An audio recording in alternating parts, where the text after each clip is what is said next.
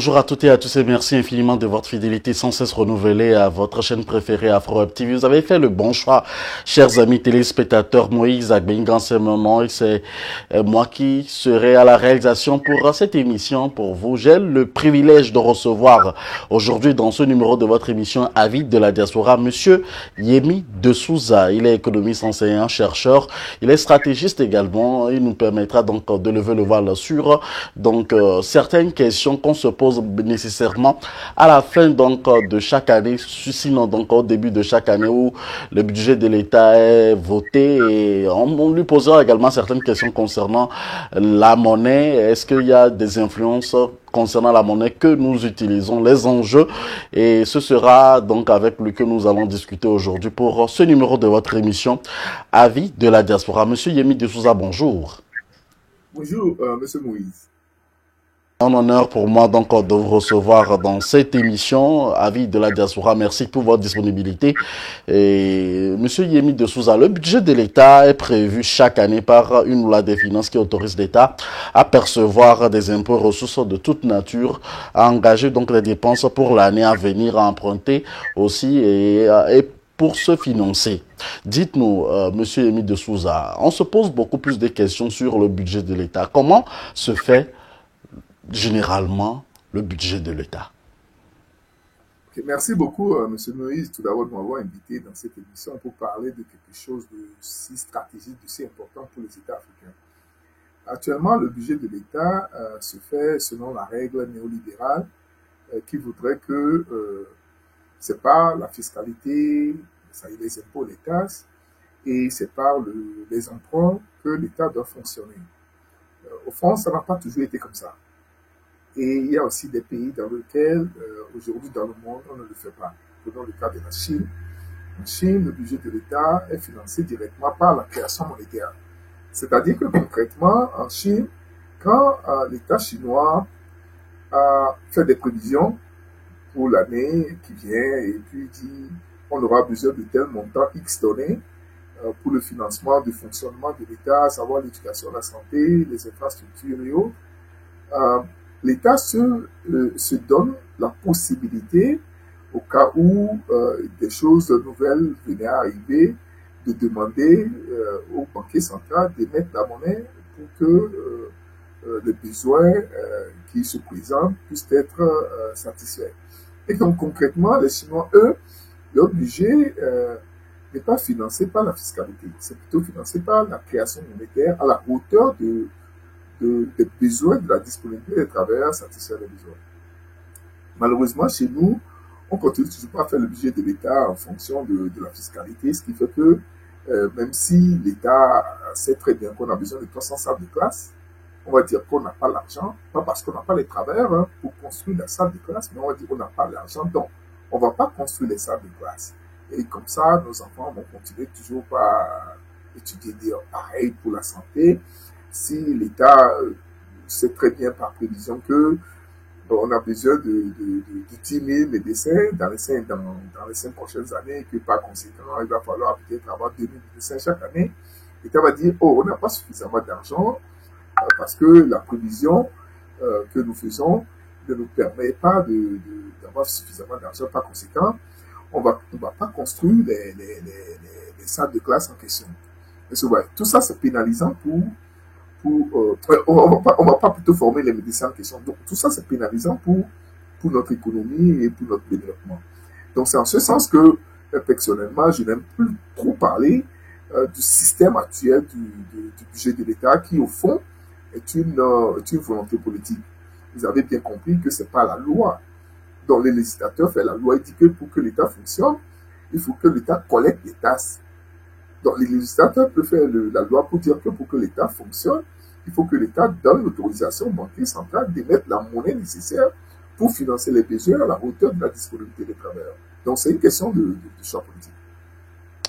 C'est une question, plusieurs sont ces questions qu'on se pose aujourd'hui par rapport au budget de l'État. Et la plupart du temps, l'État ne fait pas, les États ne font pas, quand je parle des États, je parle nécessairement des États africains, puisque nous sommes sur une chaîne qui est pour cible les Africains. africains. Dites-nous, pourquoi est-ce qu'on ne rend pas compte véritablement sur le budget passé à la fin de l'année, Monsieur Yemi de Souza? Non, est-ce que vous pouvez préciser la question, s'il vous plaît? Je veux savoir pourquoi est-ce que pourquoi est-ce qu'on doit savoir, pourquoi est-ce qu'on ne puisque d'habitude, on se pose la question si le budget de l'État a été déficitaire à la fin de l'année ou est sédentaire. Comment est-ce que vous jugez donc le cas de ces pays qui ont des fois leur budget déficitaire? Ok, cette notion de budget déficitaire est une notion, encore une fois, c'est une question de volonté politique. On a voulu que ce soit ainsi. Il n'y a pas de budget qui soit déficitaire. Le budget, on le définit comme la somme dont on dispose. Et cette somme dont on dispose, on sait que c'est potentiellement le travail. Et on sait que le travail, c'est la population. Je vais te donner deux exemples. Je prends la Chine et l'Inde. L'Inde reste pauvre. La Chine, non. Ils ont quand même pratiquement les mêmes types de population. Mais l'Inde a une population beaucoup plus jeune d'ailleurs que la Chine. Mais pourquoi l'Inde ne se développe pas? C'est à cause de son choix politique et économique. Le choix économique surtout, pas son choix politique, mais son choix économique. Le choix économique, il faudrait qu'en Inde, on puisse faire des budgets, et puis on va dire que oui, c'est déficitaire parce que l'État n'a pas l'argent. Et donc, on dit, comme c'est déficitaire, l'État doit aller emprunter sur le marché des capitaux, donc auprès des privés. Et donc, il doit entretenir ce qu'on appelle le service de la dette. C'est une aberration totale. Puisque, vous savez, la monnaie relève de la souveraineté de l'État. Donc, si l'État veut fonctionner, il peut dire tout simplement, voilà, je vais fonctionner en fonction de mes besoins et de la disposition de mes propres populations à satisfaire mes besoins. L'État va organiser ça et par le biais de législateurs, mais dans la loi tout simplement que tout ce que l'État veut, il peut l'obtenir. C'est ça, en fait. Puisqu'au fond, le budget, c'est quoi? C'est ce que l'État nous a déjà pris. C'est vrai que ça, il fonctionne.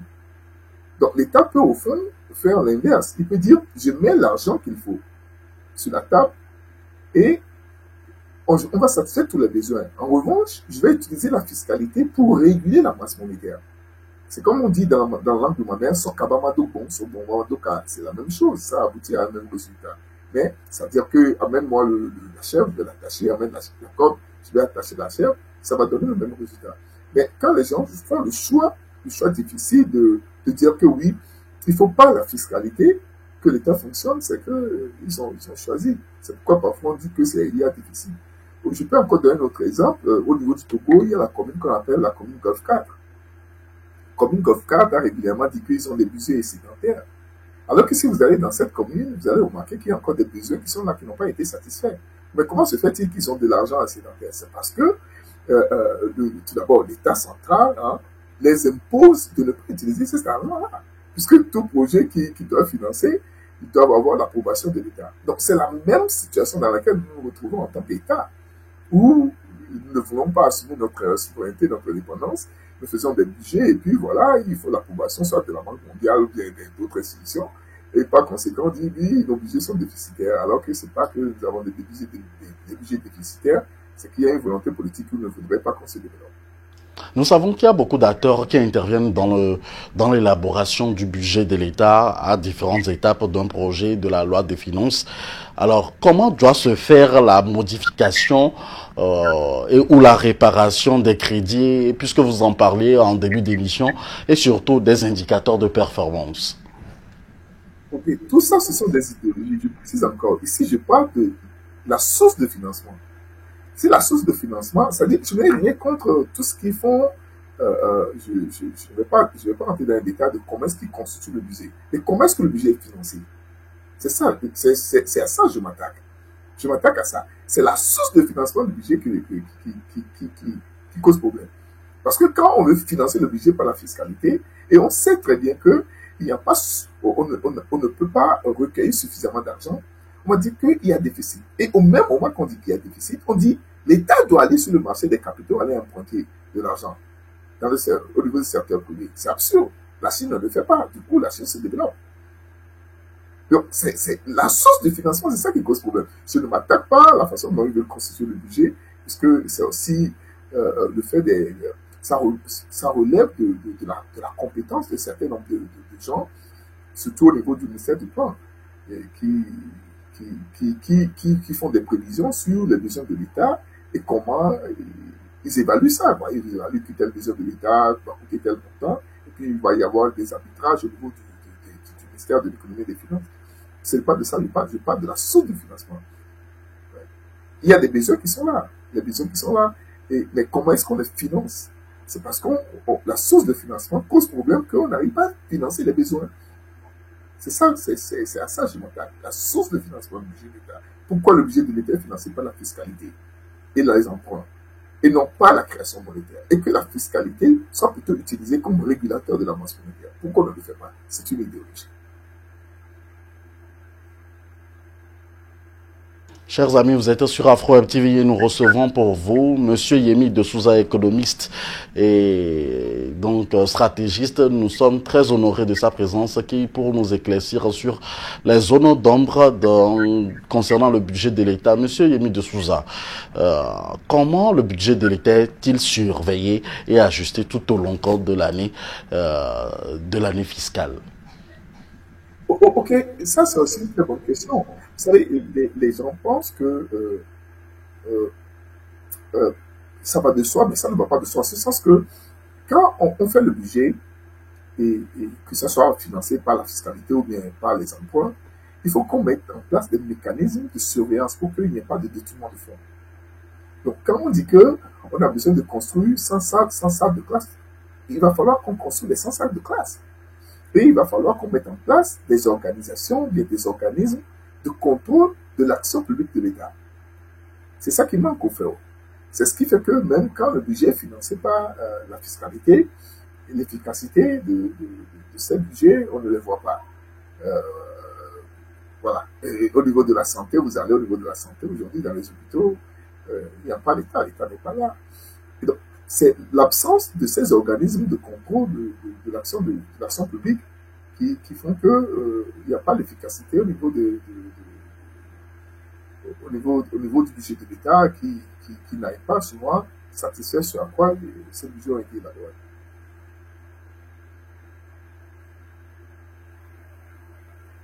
Donc, alors, vous nous parlez tout le temps donc de fiscalité. Que comprendre donc de cette fiscalité lorsque, par exemple, les crédits sont mis à la disposition de l'État? Non, au fond, la fiscalité, ce sont les taxes, c'est les impôts. Ça regroupe les taxes et les impôts. Tout ce qu'on paye, par exemple, les TVA que nous payons quand nous allons acheter, c'est tout ça que l'État collecte. C'est pourquoi j'ai dit au début que l'État n'a rien. C'est-à-dire, si on ne fonctionne pas la fiscalité et les emprunts pour financer le budget de l'État, on dit toujours que l'État n'a rien, que tout ce que l'État a, c'est ce qu'il nous a déjà pris. Et donc, si demande à l'État, par exemple, d'être plus généreux, l'État va dire, il va nous prendre davantage. Et donc, sur cette base, il y en a qui disent, voilà, on ne peut pas demander à l'État de tout faire. Au fond, on ne demande pas à l'État de tout faire, on demande à l'État de tout organiser. Parce qu'on ne vit pas dans une société de chaos. Donc, l'État a un rôle à jouer. Il a en charge l'armée, la police, la justice. Non, pourquoi il ne veut pas avoir en charge la monnaie qui permet de réguler l'activité? L'État doit prendre possession de la création monétaire. C'est la question qui est posée, à savoir qui dirige la création monétaire, qui est derrière la création monétaire, à qui appartient la Banque centrale dans le pays.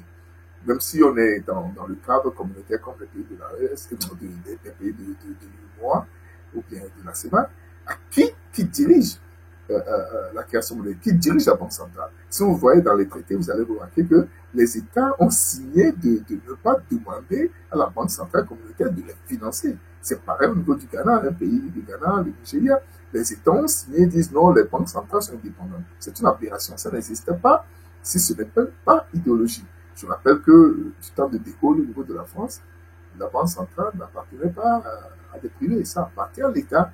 Et si l'État pouvait se faire financer à taux zéro, ça a permis à De Gaulle de lancer la France sur le chantier de grands travaux, leurs chemins de fer, leurs secteurs d'électricité, de l'eau, bien évidemment. Ils ont pillé l'Afrique, mais quand même, vu qu'ils ont pris le contrôle de la création monétaire, ça les a permis de faire de bonnes choses. Et c'est ça qui manque en Afrique. C'est ça que vous avez fait une très belle transition concernant donc la monnaie et ses enjeux. Dites-nous, est-ce que la création monétaire a de l'influence sur le budget de l'État? Ouf, c'est discutable. C'est discutable. La création monétaire, selon moi, mes idéologies, je souhaite que l'État prenne contrôle de ça, que l'État prenne complètement contrôle de la création monétaire, que la Banque centrale appartienne à l'État et non à des secteurs privés. Le privé, ce ne sont pas les privés qui contrôlent l'armée dans nos États, ce ne sont pas les privés qui contrôlent la justice. C'est l'État qui est derrière, c'est l'État qui dispose des chars, c'est l'État qui dispose d'une force armée pour imposer l'ordre de l'État, l'ordre social, l'ordre, c'est pas convenu, hein, l'ordre constitutionnel, comme vous pouvez le dire. Donc l'État doit prendre le contrôle de la création monétaire. Et dans ce cas, comme l'État prendra contrôle, mais l'État a le contrôle de la création monétaire, il peut se faire financer directement par sa propre banque centrale à taux zéro. Donc vous comprenez que si l'État se faisait financer à taux zéro, le service de la dette, allez voir le service de la dette, combien ça coûte à nos États, des milliards et des milliards. Donc ces milliards et des milliards qu'on jette par les fenêtres, on ne va pas les avoir. Et puis on ne va pas venir nous parler d'endettement. Donc, quelque part, selon moi, mes idéologies, et d'ailleurs ce sont des idéologies qui sont partagées par d'autres personnes, hein. Si vous allez en France, il y a le Parti communiste partage la même idéologie, la France insoumise partage la même idéologie, Solidarité Progrès partage la même idéologie, il y a d'autres, même au niveau de la droite, hein, au niveau du Rassemblement national de Marine Le Pen, qui est jugé très à droite, hein, partagent la même idéologie, par le biais de leur économiste Sapir. Donc, c'est pour vous dire que c'est une question de conviction. Quand l'État a le contrôle de la monnaie, il peut tout faire. Faire tout, c'est-à-dire faire travailler les gens. C'est le travail seul qui donne de la valeur à une monnaie, rien d'autre. Donc, on peut dire qu'en conclusion, oui, le contrôle de la création monétaire par l'État a de l'incidence majeure sur le budget de l'État et sur le fonctionnement de l'État. Bien évidemment, le secteur privé aussi peut faire la même chose, en ce sens que on a vu que quand De Gaulle est parti, il y a eu les Pompidou qui étaient là. On a tenté de faire de sorte que c'est le secteur privé qui a repris le contrôle sur la création monétaire en France, mais on a continué toujours pas à financer l'État à taux zéro. Donc, le secteur privé peut prendre le contrôle de la création monétaire, certes, mais l'État doit être financé à taux zéro. Ça, c'est le législateur qui doit le faire. Encore une fois, c'est une question idéologique et politique. C'est une question idéologique et politique. Cela dépend donc de la volonté politique de chaque État, si je comprends. Alors, vous venez d'énumérer quelques limites concernant donc la création monétaire par rapport au budget de l'État. Et quels sont les impacts réels sur la vie ou sur l'économie d'un État? Ok. L'économie, c'est quoi? C'est l'activité qui produit et qui fait la distribution. En fait, c'est l'économie. Tout ça, c'est tout simplement ça. C'est l'activité et la distribution. C'est ça l'économie. Donc, si nous avons dans notre quartier, dans notre pays, des jeunes, des gens capables de travailler mais qui ne travaillent pas, c'est qu'ils vivent. Ils vivent aux dépens d'autres personnes qui travaillent. Et donc, ça signifie que au lieu que le travail soit partagé pour permettre à tout le monde de travailler, on utilise une communauté seulement pour faire travailler. Et cette communauté, ça pèse sur cette communauté-là. Le fort de la nation pèse sur cette communauté. Donc, on est en train d'user cette communauté. Est-ce que ouais? D'où la nécessité que l'État puisse se faire financer, et que l'État puisse... C'est comme si... Je ne dis pas que l'État doit être l'employeur, hein, l'employeur du don, mais le fait que l'État est financé par la création monétaire, s'il décide de construire 100 salles de classe cette année, il va pouvoir le faire. Et donc, on ne va pas seulement construire 50 salles de classe et puis on va dire que comme on n'a pas l'argent, on ne peut plus continuer. Pour construire les 100 salles de classe, peut-être on aura besoin de 1000 personnes pour le faire. Mais si c'est seulement 50 salles de classe qu'on va construire, on aura besoin de 500 personnes pour le faire. Donc, vous comprenez que les 500 autres personnes qui, potentiellement, pourraient participer à cet effort, à l'activité économique et donc au fonctionnement de l'État, ils ne vont pas participer. Et par conséquent, ils vont vivre aux dépens de la seule population là qui va travailler. Et il y a encore pire. Les gens oublient que si je prends seulement la taxe qu'on appelle la TVA, à chaque fois que l'État débourse 100, Et si la TVA est de 18%, l'État reprend 15,25 à l'instantané. C'est-à-dire que si l'État dépense 100 francs, 100 francs CFA, pour financer un entrepreneur pour la réalisation d'un tel projet, l'entrepreneur, étant donné que son budget c'est 100 TTC, il va donner, il va rembourser au Trésor national, à l'État, la part de la TVA. La TVA étant 18%, si vous faites 100 divisé par 118, vous allez voir que, multiplié par 100, vous allez voir que ça vous donne 15,25. Donc, à l'instant où il est payé par l'État à 100, l'État reprend 15,25 dans les 100. Et à chaque fois que le reste de la monnaie va changer de portefeuille, l'État va reprendre ça. Donc, tout ce que l'État a à faire, c'est d'organiser l'échange, quoi. L'échange de monnaie, l'échange que la monnaie part d'une main à une autre. Dans sa propre communauté, afin que ça puisse permettre à sa communauté de se développer. Je vais rappeler ce parallèle. J'ai souvent entendu dire que les gens disent que quand la communauté juive, quand ils ont de l'argent, ça change de main au sein de leur communauté. Donc, au sein de la communauté africaine, par exemple, la monnaie ne change pas tellement de main au sein de notre communauté. Donc, par conséquent, on n'arrive pas à construire de la richesse. C'est vrai. Donc, c'est à l'État d'organiser. C'est tout ce qu'on demande à l'État. Créer la monnaie, organiser le travail, c'est tout. L'État ne doit pas nécessairement être obligé. Cela fait un bon moment que vous résidez aux États-Unis et je me permets de dire que vous êtes américain désormais depuis un long moment déjà. Alors, Monsieur Émile de Souza, quelle est la politique monétaire de la banque, la politique monétaire que vous puisez ou les stratégies donc monétaires qu'on peut puiser aujourd'hui aux États-Unis pour que ça puisse avantager donc nos États africains? Okay. Et il y a une chose que les gens oublient toujours, quand on parle des États-Unis, on dit que c'est une économie libérale, ça fonctionne très bien. Oui, c'est vrai. Sauf que les gens oublient de rappeler que la monnaie américaine, c'est une monnaie qui jouit de ce qu'on appelle le privilège monétaire. Les Américains, pour importer, ils impriment, ils créent la monnaie. Même si on n'imprime pas physiquement, mais ils créent la monnaie dans l'ordinateur, on met tout de suite. Quand toi et moi, vous et moi, on va voir notre communauté, on dit, on a besoin d'une nouvelle voiture. Comment est-ce qu'on l'obtient? On l'obtient par simple jeu d'écriture, par simple création monétaire. Donc ici, ce privilège monétaire dont jouissent les Américains, et surtout que le dollar, c'est la monnaie du commerce international, fait que les Américains, au fond, ils vivent aux dépens des autres économies mondiales. C'est ça qui est la vérité. On ne peut pas le dire comme ça. Mais je sais que dans certains milieux, le milieu de Bernie Sanders, on le dit, Elisabeth la dame elle est sénateur Elisabeth, j'ai oublié le nom, mais on le dit. On dit clairement que oui, il y a un privilège monétaire impérial de la monnaie américaine.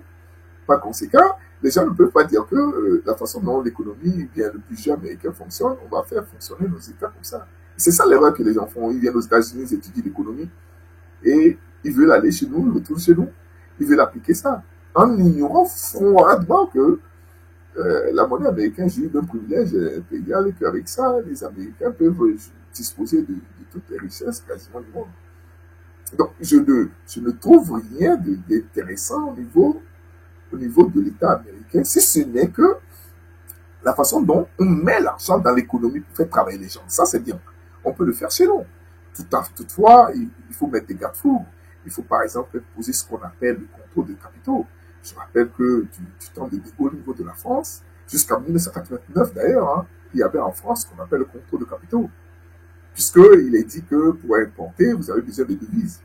Alors, il ne faut pas permettre que ces devises sortent comme ça. Donc, on contrôle la sortie de ces devises et comme ça, le pays dispose de ces devises pour importer ce dont il a effectivement besoin, pas n'importe quoi. Monsieur, allez-y, terminez. Oui, en conclusion, ce qui m'intéresse dans l'économie américaine, c'est ce dynamisme de financement des projets, tout ce que vous voulez. Une fois que vous présentez votre projet, si c'est bancal, vous allez trouver de l'argent pour pouvoir le faire.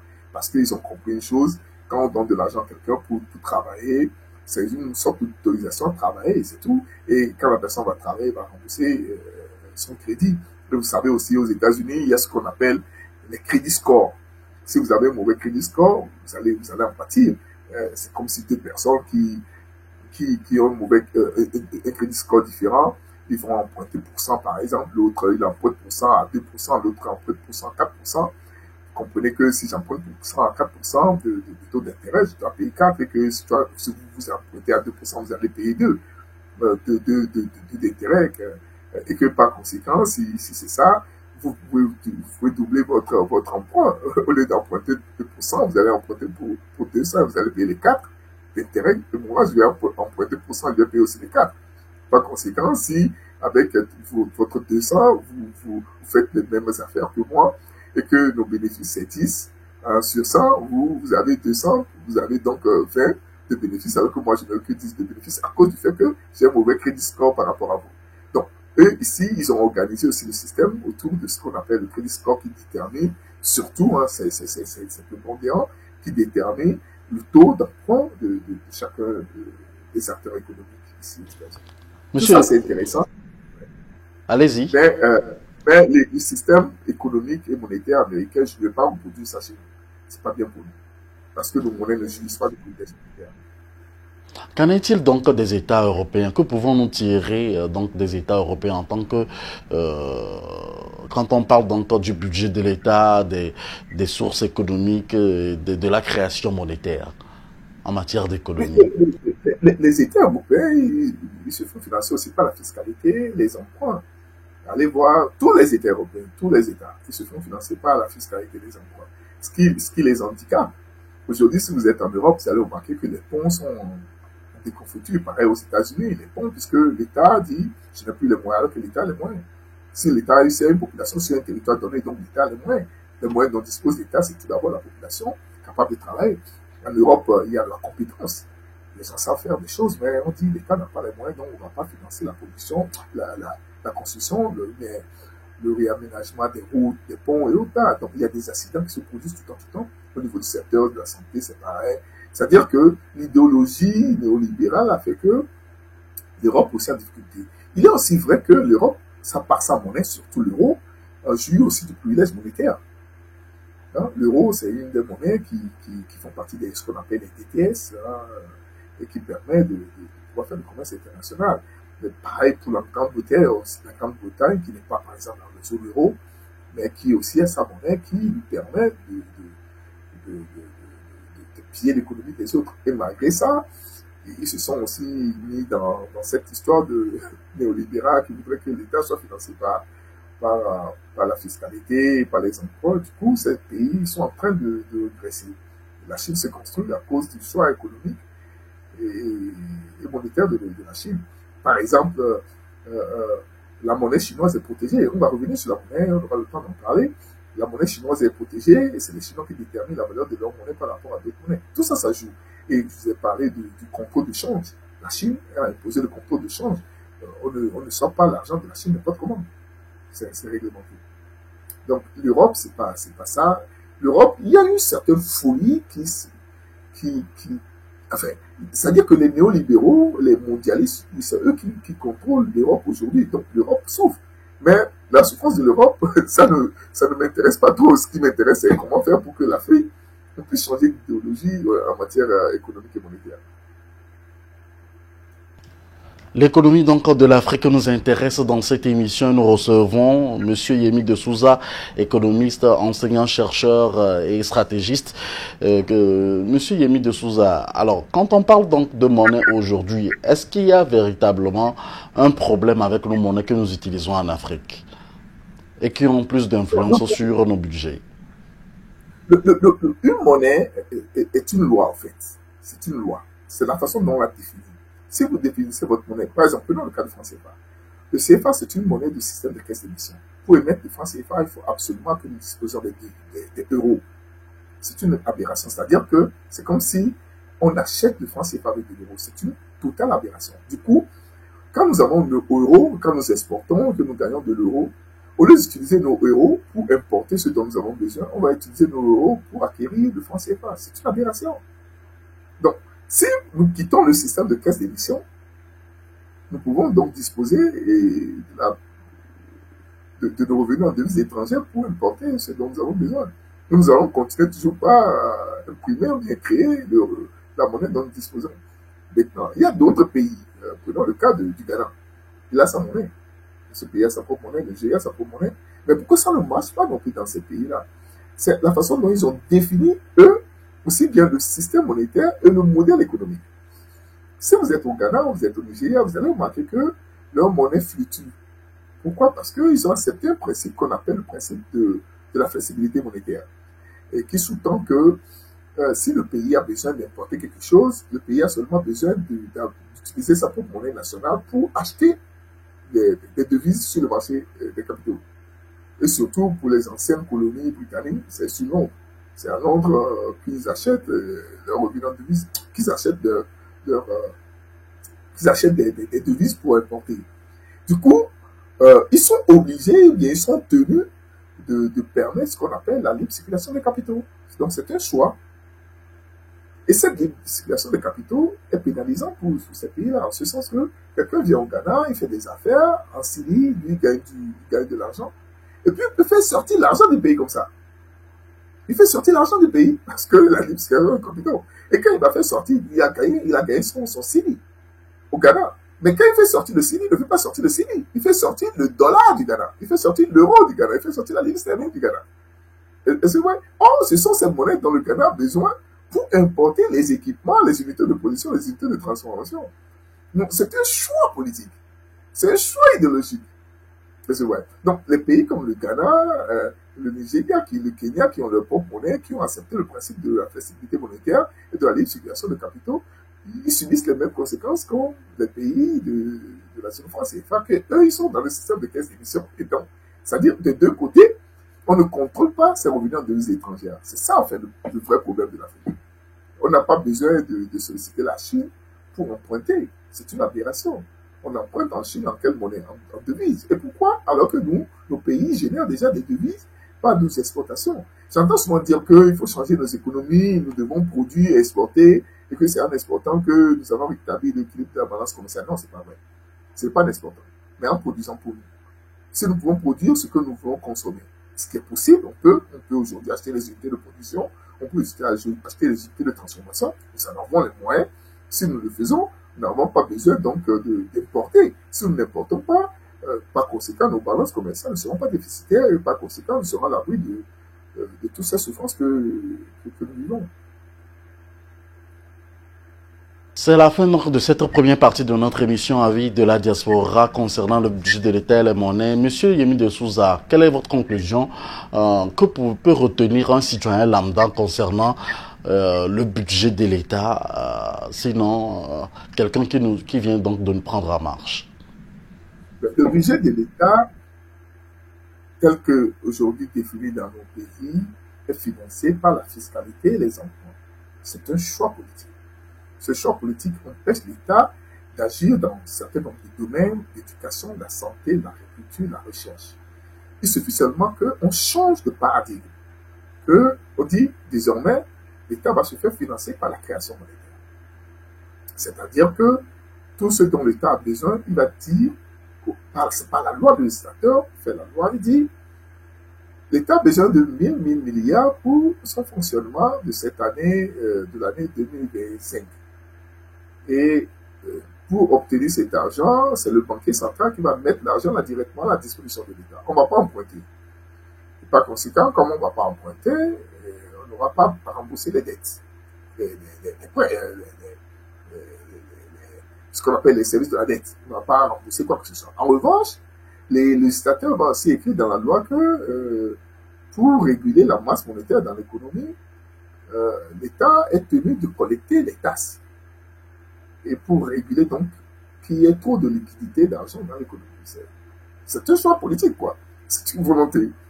Et donc, par conséquent, je veux que les gens comprennent que s'ils vivent les conditions dans lesquelles ils vivent, difficilement, ils n'ont pas accès à l'eau potable, ils n'ont pas accès à la santé, ils n'ont pas accès à l'éducation.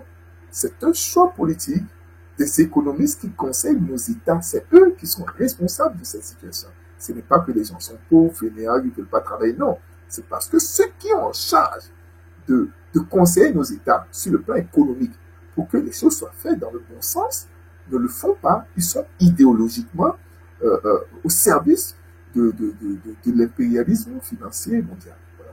C'est ce que j'aimerais préciser. Merci, Monsieur Yemi de Souza, de rester avec nous. Chers amis téléspectateurs, nous allons prendre une pause de 40 secondes et revenir juste après et aborder donc les questions monétaires et ses enjeux avec notre invité de ce jour. cette semaine. Chaque semaine, nous vous invitons à décrypter l'actualité de la semaine avec